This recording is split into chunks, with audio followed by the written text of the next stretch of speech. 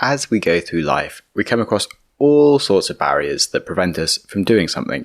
But as a scientist, I like to dig into the first principles and establish if the limit is truly a physical limit of impossibility or something that's in the mind. A lot of our struggles in life aren't actually against the laws of physics. They are just against relative ideas of limits that we formed in our beliefs. Often these limits are based on our current environment, and it's very easy to lose sight of the bigger picture and ignore the evidence that's actually around us that our limits could be much higher. In this episode, I'm going to talk about uncovering the real limits of our own capabilities and why we can believe that they are much lower due to just using incorrect reference points. My goal will be to help you establish better reference points of where your limits should be so you can perform higher and do more cool stuff. Welcome to the Growth Mindset Podcast. I'm your host, Samuel, and it's my pleasure to have you here. Let's kick off with an example. When you're singing, your voice has a range of notes that you can make noise at. Your range might not be huge, but it usually isn't tiny.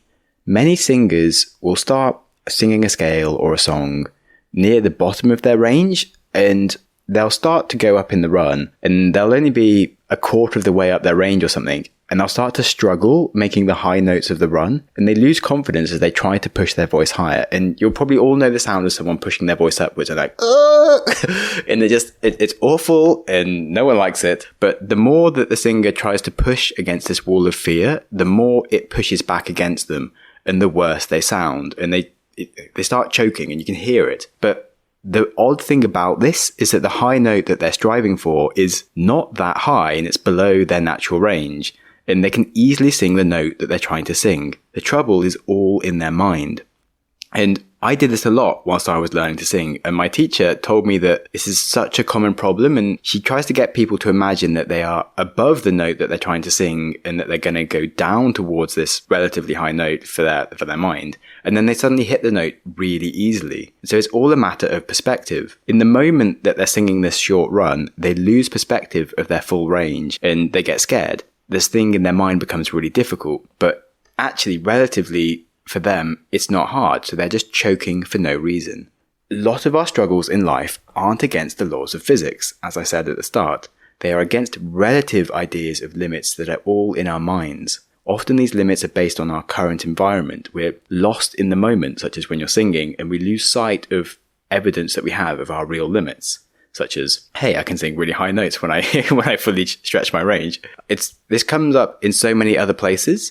Another really interesting example for me is how humans think about what they can achieve over different time spans. We're often too ambitious in what we can achieve this week or this month or even this year. We all are guilty of setting too many tasks in our to-do box that we don't get around to. Yet we aren't ambitious enough of what we can do in a decade or with our whole lives. We're looking at the wrong perspectives again. And I'll come into solutions about how to solve these problems later. There's more things to explain, but first I'll show you some other areas of where limits show up, and it'll all tie together. So I'm excited.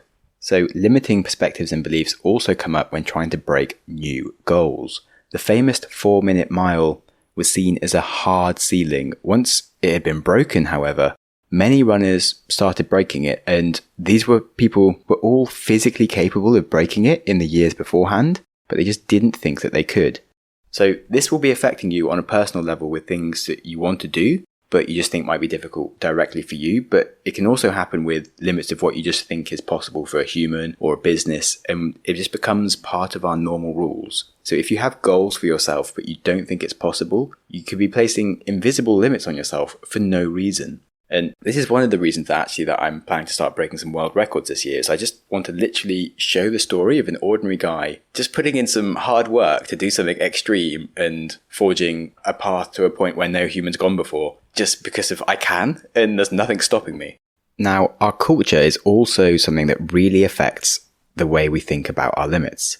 Because culture is deeply ingrained into us, and this is why I'm such a fan of traveling to gain different perspectives. So for example, last week in the UK we had one of the hottest days on record. Because I'm a weirdo, I wanted to try running a marathon on the day, and I suggested the idea to my sister, who actually got annoyed at me. She was like, Sam, why are you deliberately trying to hospitalize yourself? You're idiot, what, I'm going to have to look after you. This is dumb. And for me, I was like, this is super logical. I want to push my limits. I want to do marathons across deserts and stuff. And so I can just do some heat training on my doorstep for once rather than having to travel somewhere hot. And it just was super sensible for my mind. And in London also, if it got too hot for me, I could like walk into a supermarket with some air conditioning and get a drink. And it's much safer than going to a desert, which I'm obviously going to do at some point. But in Britain, people think of the temperature as scary, like 40 degrees Celsius. Sorry, that's not Fahrenheit. It's just very far from their baseline, and there's news everywhere telling us about like how shit everything was going to be, and so it was. Unfortunately, on a tangent, my sister did win the argument because we remembered that I actually have a leg fracture and I'm not allowed to run, which is my own fault. But the point is that culture is actually, it just surrounds you and it's just what people believe. And yet, in terms of temperature ranges, humans carry out their normal lives in freezing Arctic conditions and in desert furnaces. And this is why I think traveling is such a good cure for the mind, because it just lets you see how people live and just exist in complete different ways of living compared to what you're used to. And it helps you question how you do things. It helps you think of like, is a way of doing something the right thing to do, or is it just because of it's what's done by those around you? And so it'll definitely make you question what you feel and what you fear. Just to go on a slightly separate tangent, it's a bit related around the fact that I was kind of a bit stuck in my ways around my own argument is that intelligent people can be very stuck in their ways, and you can show them compelling evidence against their beliefs, and it usually doesn't work because intelligent people are more capable of coming up with elaborate explanations of why they are right. And they're also more used to being correct, so they can develop an inbuilt assumption that other people are wrong. So one piece of life advice is don't waste time arguing people who are intelligent and just don't seem to often change their mind because of they're actually idiots. And two, if you think you're intelligent, watch out for this because intelligence and wisdom are not the same thing. And you don't want to be making yourself dumber just because you're not open to different ways of seeing the world around you. And as is the point of this whole podcast, is you'll be more likely to be stuck in your ways when it comes to your limits, which is the topic we're on about. So as a tangent, it wasn't that bad because of, yes, basically question why you have your thoughts, especially if you are kind of clever and you're able to come up with good reasons as to why you're having them. The reasons you're coming up with might not actually be correct. Next up, we'll be hearing about the ingrained fundamental nature within humans that drives us to form self-limiting beliefs in the first place and how to break out of them. We are built to feel danger develop as we go further from safety. It's what kept us alive. The problem is we don't always have the correct awareness of where our safe limit is. Our mind establishes the safe limits as the starting point. Venturing out is leaving our comfort zone. However, we don't realize that we can go a long way and never even leave our safe limits at all. Our mind tells us this is difficult and we start to feel the pressure, the anxiety and fear. We doubt our ability. We don't commit. Remember the singer choking the okay, I'm still not good at singing. Anyway, we expect to fail and we do. Yet there is no reason. It is just self-protection. This is why expanding our comfort zones is so important and learning to love failure. We need to flip our mind to the thing as scary and view it as exciting. These are opportunities for growth. Now, here are some questions that I want you to think about. If you're finding something difficult and you feel like you're coming up against barriers, ask yourself these questions. Why am I failing to do this thing? Like, write it down. Is there a physical or mental barrier? Is it something that's truly difficult for me and impossible? Or is there evidence somewhere outside of my current situation where there isn't a barrier and I actually could be doing it? Another way to think about it is, what would I do if I thought that this was easy? Now, those are all some really big questions that deserve some time mulling over. And the one around, what would you do if I thought this was easy, is so important. When attempting to learn a new skill, for example, optimists overestimate their skill level and pessimists can be more realistic. However, optimists are more likely to master a skill because they picture themselves succeeding, which gives them the confidence and drive to persist. When you believe something, your brain filters all the inputs, searching for references to support your belief. So those questions that I asked are to help you question your beliefs and form better ones. When you question your beliefs, you stop feeling certain about them.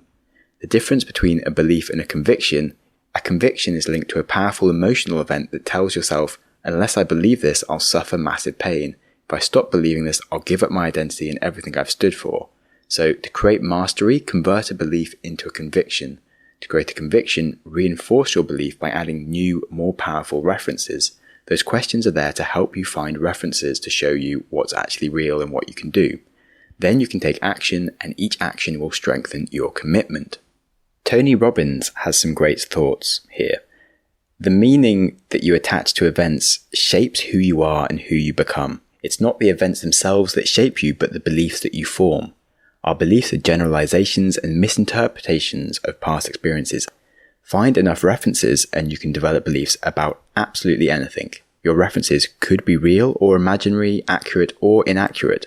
Our brains can't tell the difference between something that we've vividly imagined or actually experienced. So don't accept references as real and true without refusing to question them. When it comes to your beliefs, it doesn't even matter which is true, it matters which is most empowering. Is the belief that I'm believing strengthening me or is it weakening me? Is it empowering or is it disempowering? So back to the questions on your beliefs is, why am I failing to do something?